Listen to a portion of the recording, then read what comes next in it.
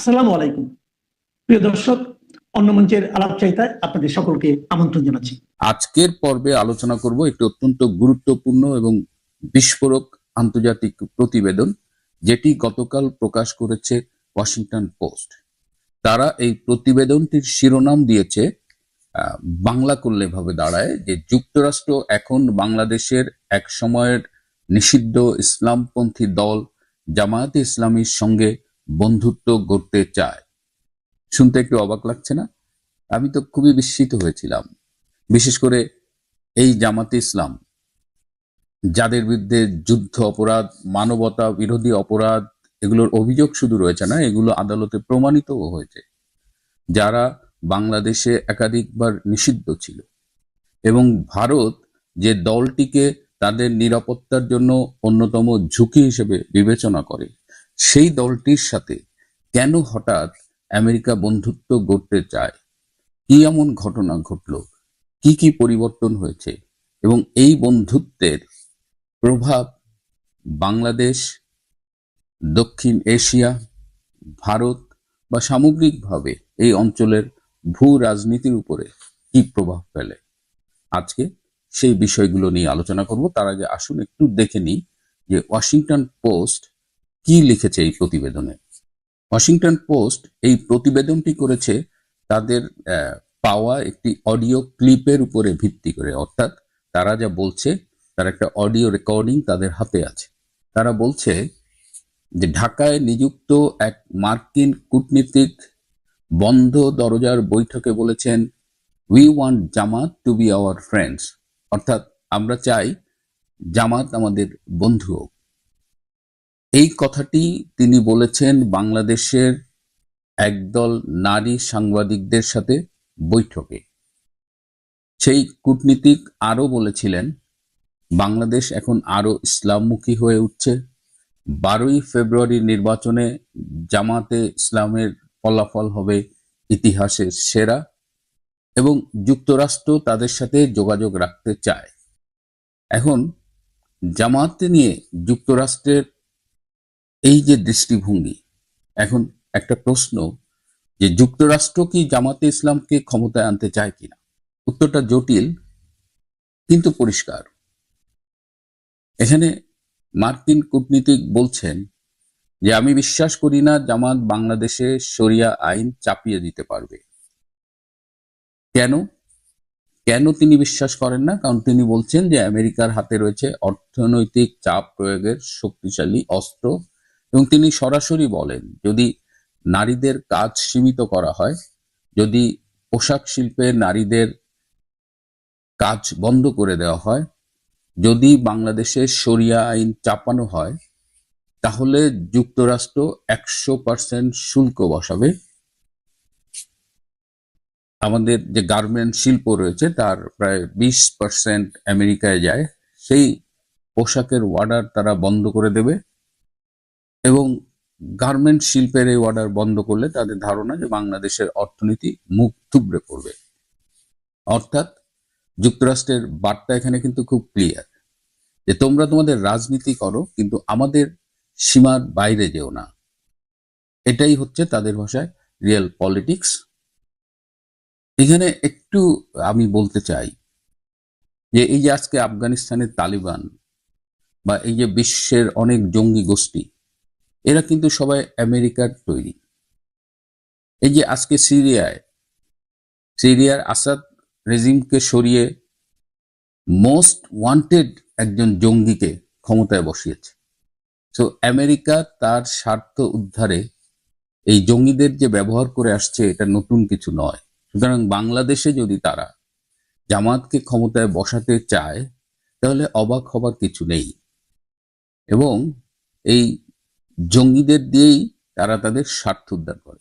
America একটি গণতান্ত্রিক দেশ, সেখানে গণমাধ্যমের স্বাধীনতা, মানবাধিকার, বিচার বিভাগের স্বাধীনতা, এগুলো আমরা যা যা শুনি সেগুলো তাদের দেশের ভেতরে চর্চা করা হয়। কিন্তু যারা যখন দেশের বাইরে যায়, আটলান্টিক পার হয়, তখন তাদের গণতন্ত্র, মানবাধিকার বা নৈতিকতা, এগুলো তাদের রাজনীতির কোনো বিবেচ্য বিষয় থাকে না। তাদের তখন একটাই রাজনীতি, সেটা হলো স্বার্থের রাজনীতি। এই বৈঠকে সেই মার্কিন কূটনীতিক এই যে আইসিটিতে যে অবৈধভাবে প্রহসনমূলক একটি বিচারের মাধ্যমে শেখ হাসিনাকে মৃত্যুদণ্ড দেওয়া হলো সেটিরও প্রশংসা করেছেন। তিনি বলেছেন শেখ হাসিনাস কনভিকশন ওয়াজ পলিটিক্যালি জিনিয়াস। তার মানে দেখেন, আবার নিজেই স্বীকার করছেন যে এই বিচার প্রক্রিয়া নির্ভুল ছিল না, ত্রুটিযুক্ত ছিল। এটি ত্রুটিযুক্ত ট্রাইব্যুনালের বিচারকে তিনি জিনিয়াস বলছেন। মানে এখন তো ক্লিয়ার হচ্ছে যে এই যে ডক্টর ইউনূস মেটিকুলাস ডিজাইনের কথা বলেছিলেন 2024 সালের যে জুলাই আগস্টের জঙ্গি অভ্যুত্থান, তখনই আমরা বলেছিলাম এর পেছনে জামাত শিবির রয়েছে। আমার অনেক সুশীল বন্ধু আমার উপর রাগ করেছিলেন, তারা কিছুতেই বিশ্বাস করতে চাননি, কিন্তু আজকে মানে সব পক্ষ থেকেই স্বীকার করছে এবং এটা দিনের আলোর মতো পরিষ্কার। এবং আজকে যখন একটি সাজানো নির্বাচনের আয়োজন করা হয়েছে 12ই ফেব্রুয়ারি, বাংলাদেশের একটা বড় অংশ, কমপক্ষে 50% ভোটার যাদের সাপোর্ট করে সেই আওয়ামী লীগ, এই আওয়ামী লীগকে নির্বাচনের বাইরে রেখে একটা নির্বাচন করছে এবং সেই নির্বাচনে বিএনপি ক্ষমতায় যাবে বলে অনেকে মনে করছেন, কিন্তু খেলাগুলো দেখছেন যে আমেরিকা কিন্তু জামাতকে প্যাট্রোনাইজ করছে। এবং এই যে ডিসেম্বর মাসে এই বৈঠকটি হয়েছিল মার্কিন দূতাবাসে, তখন আমার ধারণা যারা ছিলেন বা যিনি ছিলেন ওই কূটনীতিক, তিনি বাইডেনের প্রেরিত ছিলেন বলে আমার ধারণা। যদিও ওয়াশিংটন পোস্ট ওই কূটনীতিকের পরিচয় প্রকাশ করেনি নিরাপত্তার স্বার্থে। কিন্তু বাংলাদেশের রাজনীতিতে এই যে জামাত, এবং জামাত যে বলছে তারা শরিয়া শাসন প্রণয়ন করবে না, তারা নারীদের কাজ করতে দেবে, তাদের মূল উদ্দেশ্য সুশাসন, দুর্নীতিমুক্ত বাংলাদেশ, এগুলো কি আসলেই সত্য? জামাত কি তার আদর্শ পরিত্যাগ করবে? জামাত ইসলাম তো ইসলামপন্থী দল, সারা জীবন শরিয়াপন্থী শাসনের কথা বলে আসছে। আজকে কেন তারা এগুলো বলছে? এটা কি তাদের আদর্শ বদল, নাকি ক্ষমতায় যাবার জন্য একটা সাময়িক কৌশল? কারণ ইতিমধ্যেই তারা কিন্তু নারীর কর্মঘণ্টা কমাবে এ কথা তাদের আমির স্বয়ং বলেছে, এবং তারা এখনো অস্বীকার করছে না যে না, এখান থেকে তারা সরে গেছে। এবং আমেরিকা কেন জামাতকে চায়? এর অনেকগুলো কারণ আছে। তার মধ্যে একটা হলো যে ডক্টর ইউনূস অলরেডি আমেরিকা যা চেয়েছে প্রায় সবকিছু দিয়ে দিয়েছে। তো নতুন কোনো সরকার এসে এই চুক্তিগুলো যদি বন্ধ করে দেয়, বা আমেরিকা যে বাংলাদেশে যে সেন্ট মার্টিন, সোনাদিয়া দ্বীপ, পোর্ট এই সবগুলো নিতে চাচ্ছে, এই জায়গায় যদি নতুন সরকার বাধা দেয় তাহলে কি হবে? এ কারণেই জামাত ইসলামকে আমেরিকা চাচ্ছে যে জামাতে ইসলাম সবকিছু আমেরিকার হাতে নির্দ্বিধায় তুলে দেবে, কারণ তারা এই দেশটার জন্ম থেকেই বিরোধিতা করেছে। 71-এও তারা এই দেশটা চায়নি। তারা 71-এ শুধুমাত্র পাকিস্তানি সামরিক বাহিনীর সহযোগী শক্তি ছিল না, তারা আল বদর, আল শামস গঠন করে তারা এদেশের বুদ্ধিজীবী সহ এদেশের মানুষকে হত্যা করেছে। তারা রাজাকার বাহিনীর মাধ্যমে এদেশের মানুষকে নির্যাতন করেছে, আমার মা বোনকে পাকিস্তানি সামরিক বাহিনীর হাতে তুলে দিয়েছে। সুতরাং এই জামাত ইসলাম আজকে বাংলাদেশের ক্ষমতা পেলে যে বাংলাদেশকে বিদেশের হাতে তুলে দেবে, আরো একটা কারণ রয়েছে। আমেরিকা ভারতের উপরে এই জামাতকে দিয়ে একটা চাপ সৃষ্টি করতে চায়। একদিকে চায়নাকে ভারতের মাধ্যমে চাপে রাখবে, আবার ভারতকে জামাত ইসলামের মাধ্যমে চাপে রাখবে। অনেকগুলো খেলা খেলছে এবং সবকিছুর উদ্দেশ্য হলো যে সাউথ এশিয়ার যে স্থিতিশীলতা সেটাকে অস্থিতিশীল করে তোলা, প্লাস নিজেদের স্বার্থ উদ্ধার করা। এটা বাংলাদেশের জন্য কিন্তু খুব অ্যালার্মিং। আজকে বাংলাদেশকে এই প্রতিবেদন যেটা বলছে এটা কিন্তু একটা বাস্তবতা। এই বাস্তবতার প্রেক্ষিতে সিদ্ধান্ত নিতে হবে বাংলাদেশের মানুষকে। জামাত ইসলামকে এভাবে ক্ষমতায় আসতে দিলে বাংলাদেশের ভবিষ্যৎ অন্ধকার। বাংলাদেশের অন্যতম বৃহৎ রাজনৈতিক দল বিএনপি, সে কিন্তু গত 17 মাস ধরে তার দায়িত্বশীল ভূমিকাটা পালন করেনি। আজকে 17 মাসে বিএনপির যে ভূমিকা, তাতে বিএনপির দিক থেকে অনেক মানুষই মুখ ফিরিয়ে নিয়েছে।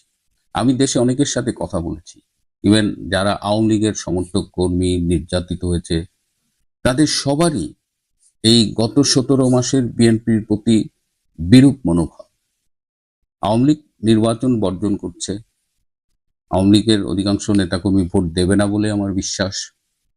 যারা ভোট দিতে যাবে তারা বিএনপিকে ভোট দেবে এমন কোনো ইন্ডিকেশন আমি দেখিনি। সুতরাং সব মিলিয়ে একটা জটিল পরিস্থিতি, এবং আটলান্টিক অ্যাসোসিয়েশনের সিনিয়র ফেলো, যিনি সাউথ এশিয়া নিয়ে গবেষণা করেন, মাইকেল কুগেলম্যান, তিনিও কিন্তু এই বিষয়টার, এই যে বাংলাদেশে জামাতের উত্থান এবং এটার ইম্প্যাক্ট, ভারত কতখানি অরিড হবে, এবং আসলেই ভারতের জন্য একটা উদ্বেগের বিষয়। কারণ জামাত ইসলাম একদিকে ভারত বিরোধী, আর একদিকে পাকিস্তানপন্থী, এবং বাংলাদেশের কাশ্মীর, ভারতের যে কাশ্মীর রয়েছে সেখানে কিন্তু জামাতে ইসলাম ব্যান্ড। সব মিলিয়ে আগামী দিনগুলোতে যদিও বলা হচ্ছে একটা ডেমোক্রেটিক টার্ন নেবে বাংলাদেশ, কিন্তু আমার কাছে মনে হচ্ছে যে বাংলাদেশকে একটা ভয়াবহ অন্ধকারের দিকে ঠেলে দেওয়া হচ্ছে, এবং সেই অন্ধকারের দিকে ঠেলে দেওয়ার পেছনে এই বিদেশি শক্তিরও ভূমিকা রয়েছে। প্রিয় বন্ধুরা, আজ এ পর্যন্তই। ডক্টর ইউনূস সরকার অধীনে আয়োজিত নিয়ন্ত্রিত নির্বাচনে বিএনপি যখন নিরঙ্কুশ জয়লাভের স্বপ্ন দেখছে, ঠিক তখনই বিস্ফোরক প্রতিবেদন প্রকাশ করলো যুক্তরাষ্ট্রের প্রভাবশালী সংবাদ মাধ্যম ওয়াশিংটন পোস্ট। একটি ফাঁস হওয়া অডিওর বরাত দিয়ে পত্রিকাটি লিখেছে, বাংলাদেশে জামাতের সরকার প্রতিষ্ঠার সম্ভাবনা দেখছে ঢাকার যুক্তরাষ্ট্র দূতাবাস। জামাতের সঙ্গে ঘনিষ্ঠ সম্পর্কের কথাও জানিয়েছেন দূতাবাসের এক কূটনীতিক। ওয়াশিংটন পোস্ট বলছে, ওই কূটনীতিক সাংবাদিকদের বলেছেন, বাংলাদেশের সাবেক প্রধানমন্ত্রী শেখ হাসিনার বিরুদ্ধে যে ফাঁসির দণ্ড দেওয়া হয়েছে সে আদালত স্বাধীন ও ন্যায়পরায়ণ ছিল না, সাজাটি ছিল রাজনৈতিকভাবে জিনিয়াস। অন্যদিকে বার্তা সংস্থা রয়টার্সের এক প্রতিবেদনেও আগামী নির্বাচনে জামাতের ভালো করার সম্ভাবনায় মধ্যপন্থীদের উদ্বেগের কথা জানানো হয়েছে। অন্যদিকে কাতার ভিত্তিক সংবাদ মাধ্যম আল জাজিরার বিশাল প্রতিবেদনে তুলে ধরেছে জামাতের দ্রুত উত্থানের কথা। এই তিনটি রিপোর্টই জামাতের শক্তিশালী হওয়ার মূল কারণ হিসেবে চিহ্নিত করা হয় আওয়ামী লীগের অনুপস্থিতিকে। বলা হচ্ছে, আওয়ামী লীগকে বাদ দিয়ে আয়োজিত নির্বাচন জামাতের সামনে অপার সুযোগ হাজির করেছে। বাংলাদেশের সামনে তৈরি হয়েছে ইসলামী শাসনের প্রবেশের সম্ভাবনা, আর সেটা হলে পাকিস্তানের সঙ্গে ঘনিষ্ঠতার আরো নাটকীয় উন্নতি দেখা যাবে। বিপরীতে ভারতের সঙ্গে আরো তলানিতে নামবে সম্পর্ক। বিএনপির দীর্ঘদিনের মৈত্রী সম্পর্কের অবসান ঘটিয়ে জামাতি হয়ে উঠতে পারে দেশের আগামী সরকারের নিয়ন্ত্রক। প্রশ্ন হলো, খুব কাছাকাছি সময় তিনটি আন্তর্জাতিক গণমাধ্যমে জামাতের উত্থান নিয়ে রিপোর্ট কিসের ইঙ্গিত দিচ্ছে? আবার তার মধ্যে মার্কিন কূটনীতিকের গোপন অডিও বার্তা ফাঁস করে ওয়াশিংটন পোস্ট জানাচ্ছে, বাংলাদেশে মার্কিনীরা জামাতে ইসলামী নেতাদের কি শিখিয়ে পড়িয়ে দিচ্ছে। বিস্তারিত জানতে চলুন যাওয়া যাক বিশ্লেষণে। দর্শক, 20 জানুয়ারি আমাদের প্রচারিত কন্টেন্টের শিরোনাম ছিল তারেক রহমানের কপালে চিন্তার ভাঁজ, ক্ষমতার স্বপ্ন কি ফিকে হচ্ছে। সেখানে আমরা জানিয়েছিলাম, যে কোনো মূল্যে নির্বাচনের দাবিতে অনড় বিএনপির কপালের ভাঁজ ধীরে ধীরে বাড়ছে। একতরফা নির্বাচনে নিশ্চিত জয়ের স্বপ্ন ফিকে হতে শুরু করেছে। তফসিল ঘোষণার পর থেকে একের পর এক হাজির হচ্ছে কঠিন কঠিন বাস্তবতা। একসময় পরম মিত্র জামাতের বহুমুখী কৌশল দুশ্চিন্তা বাড়িয়ে চলছে। ঠিক সেই কথারই পুনরাবৃত্তি দেখা গেল ওয়াশিংটন পোস্ট, রয়টার্স এবং আল জাজিরায় প্রকাশিত তিনটি প্রতিবেদনে। এগুলোতে দাবি করা হয়েছে, আগামী 12ই ফেব্রুয়ারি যে নির্বাচন হওয়ার কথা সেটি বিএনপির জন্য অতটা সহজ নাও হতে পারে। এমনকি দলটির সব হিসাব নিকাশ উল্টো দিয়ে ঘুরে যেতে পারে জামাতের ভাগ্য। সবচেয়ে ভয়াবহ তথ্য প্রকাশ করেছে যুক্তরাষ্ট্রের প্রভাবশালী সংবাদ মাধ্যম ওয়াশিংটন পোস্ট। ঢাকার যুক্তরাষ্ট্র দূতাবাসের এক কর্মকর্তার কথোপকথনের অডিওর ভিত্তিতে তারা বলছে, আগামীতে জামাতকে ক্ষমতায় দেখতে চায় ওয়াশিংটন। এজন্য তারা দলটির সঙ্গে কয়েক মাস ধরেই ঘনিষ্ঠতা বাড়িয়ে চলেছে। ওয়াশিংটন পোস্টের হাতে আসা ওই অডিওতে শোনা যায়, আগামী মাসের নির্বাচনে বাংলাদেশের সবচেয়ে বড় ইসলামপন্থী দলটি তাদের ইতিহাসের সেরা ফল পেতে পারে। বিষয়টিকে যুক্তরাষ্ট্র দূতাবাসও নানাভাবে সহায়তা দিচ্ছে। জামাতের নেতৃত্বে সম্ভাব্য সরকারের সঙ্গে কাজ করতেও তারা আগ্রহী। প্রতিবেদনে বলা হয়, 1 ডিসেম্বর ঢাকায় বাংলাদেশের কয়েকজন নারী সাংবাদিকের সঙ্গে যুক্তরাষ্ট্র দূতাবাসের এক কর্মকর্তা রুদ্ধদ্বার বৈঠক করেন। সে সময়কার কথাবার্তার অডিও রেকর্ড পায় ওয়াশিংটন পোস্ট। এই কূটনীতিক বলেন, বাংলাদেশ ইতিমধ্যে ইসলামিক দেশের দিকে ধাবিত হয়েছে এবং 12ই ফেব্রুয়ারি নির্বাচনে জামাত এমন ফল পাবে যা তারা আগে কখনো পায়নি।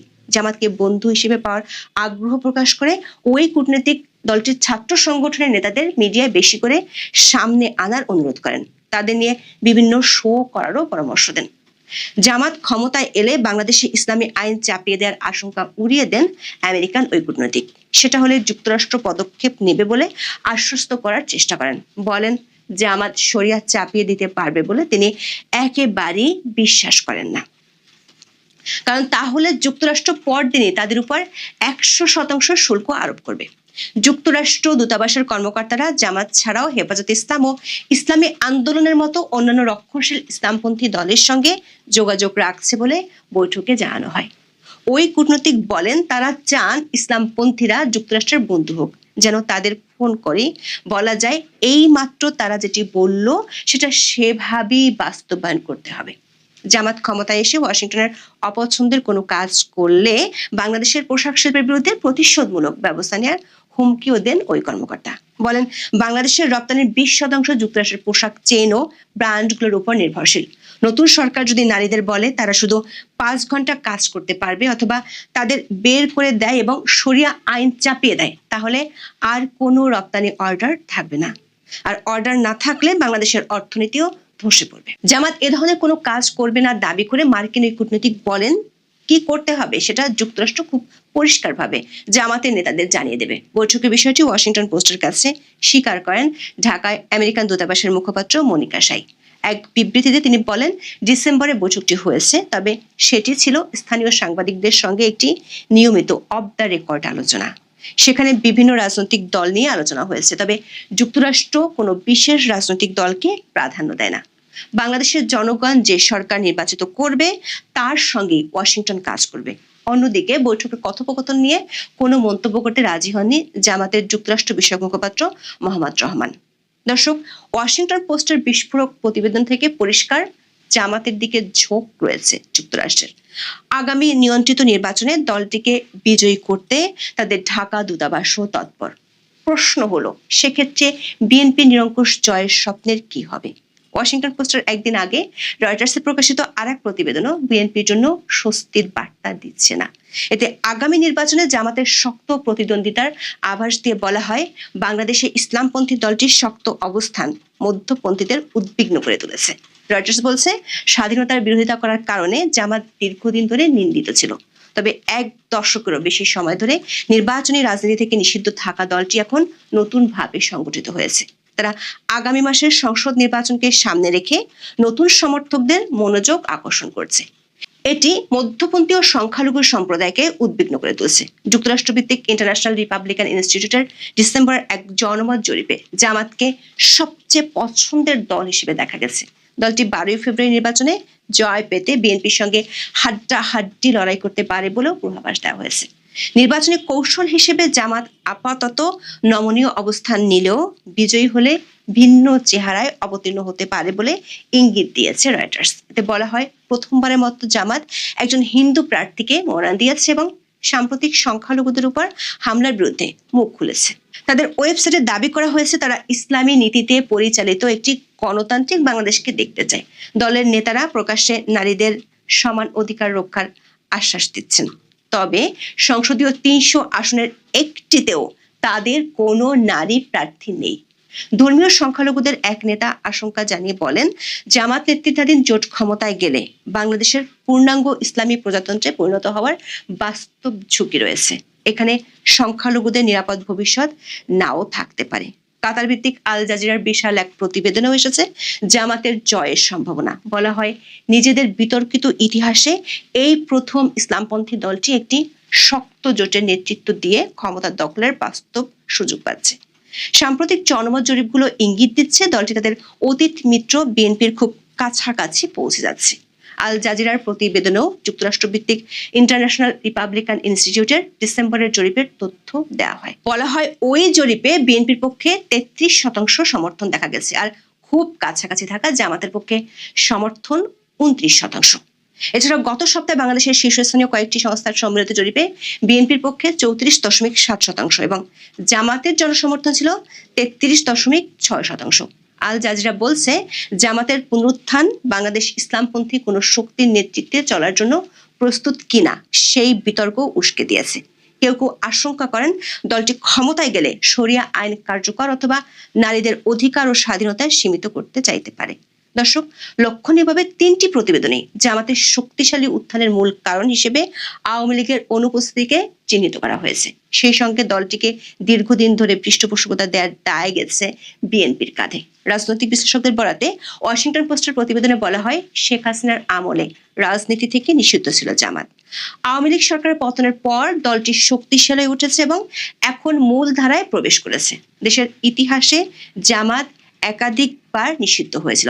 সবশেষ শেখ হাসিনার আমলে তা নিষিদ্ধ হয়। তবে কঠোর হাতে শাসন করা সাবেক প্রধানমন্ত্রী 2024 সালের জুলাই আন্দোলনে ক্ষমতাচ্যুত হন।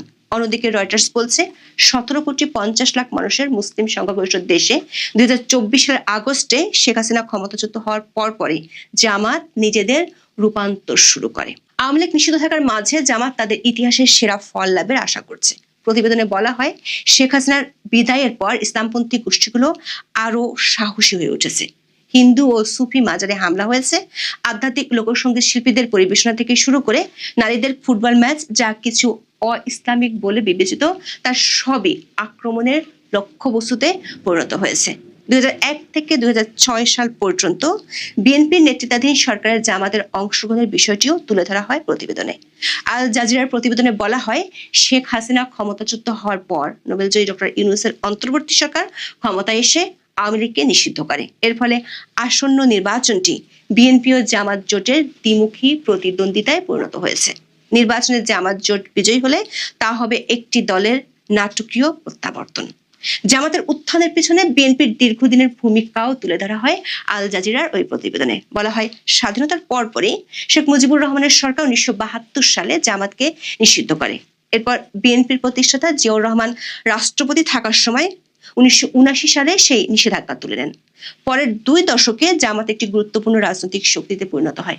1991 সালে তারা বিএনপির নেতৃত্বাধীন জোটকে সমর্থন দিলে জিয়াউর রহমানের স্ত্রী খালেদা জিয়া প্রথমবারের মতো প্রধানমন্ত্রী হন। খালেদা জিয়ার শাসনামলে স্বাধীনতার পর বাতিল হওয়া জামাতের প্রভাবশালী নেতা গোলাম আজমের নাগরিকত্ব পুনর্বহাল করা হয়। এটি দলটির জন্য ছিল পরম প্রাপ্তি। 2001 সালে জামাত আনুষ্ঠানিকভাবে খালেদা জিয়ার নেতৃত্বাধীন বিএনপি জোটে যোগ দিয়ে মন্ত্রিসভায় 2টি পদ পায়। 2009 সালে শেখ হাসিনা ক্ষমতায় ফেরার পর জামাতের জন্য আবারও দুর্দিন শুরু হয়। তিনি আন্তর্জাতিক অপরাধ ট্রাইব্যুনালে দলটির শীর্ষ নেতাদের বিরুদ্ধে যুদ্ধাপরাধের বিচার শুরু করেন। দলের সাবেক প্রধান মতিউর রহমান নিজামী ও সাবেক সেক্রেটারি জেনারেল আলী হাসান মোহাম্মদ মুজাহিদ সহ একাধিক জামাত নেতাকে ফাঁসি দেওয়া হয়। আওয়ামী লীগের 15 বছর তারা রাজনৈতিকভাবে প্রান্তিক অবস্থায় ছিল। তবে শেখ হাসিনা ভারতে চলে যাওয়ার পর কারাগার থেকে জামাতের শীর্ষ নেতাদের মুক্তির পর ইসলামপন্থী দলটি ক্রমে আরো শক্তিশালী হয়ে উঠেছে। দর্শক, এই 3টি প্রতিবেদনে জামাতের নেতৃত্বে সরকার গঠন হলে প্রতিবেশী দেশ ভারতের সঙ্গে সম্পর্ক আরো শীতল হবে বলে আশঙ্কা প্রকাশ করা হয়। আটলান্টিক কাউন্সিলের দক্ষিণ এশিয়া বিষয়ক সিনিয়র ফেলো মাইকেল কুগেলম্যান রয়টার্সকে বলেন, জামাতের সঙ্গে যুক্তরাষ্ট্রের যোগাযোগ ওয়াশিংটন দিল্লির মধ্যে আরেকটি ফাটল সৃষ্টি করতে পারে।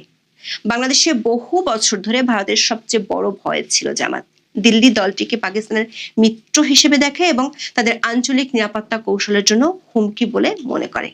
আর রয়টার্সের প্রতিবেদনে জামাত সরকার গঠন করলে পাকিস্তানের সঙ্গে ঘনিষ্ঠতাও বাড়ার সম্ভাবনা তুলে ধরা হয়। বলা হয়, এমন পদক্ষেপ হবে শেখ হাসিনা আমলের ঠিক বিপরীত। আল জাজিরাও জোর দিয়েছে একই বিষয়। তারা বলছে, আসন্ন নির্বাচনে জামাতের পারফরমেন্স প্রতিবেশী দেশগুলোর সঙ্গে বাংলাদেশের সম্পর্কের ক্ষেত্রেও একটি লিটমাস পরীক্ষায় পরিণত হতে পারে। ইন্টারন্যাশনাল ক্রাইসিস গ্রুপের বাংলাদেশ ও মিয়ানমার বিষয়ক জ্যেষ্ঠ পরামর্শক থমাস কিয়ান মনে করেন, নির্বাচনের পর ভারত একটি পুনর্গঠন চায়, তবে বিএনপির পরিবর্তে জামাত ক্ষমতায় গেলে সেটি কঠিন হয়ে পড়বে।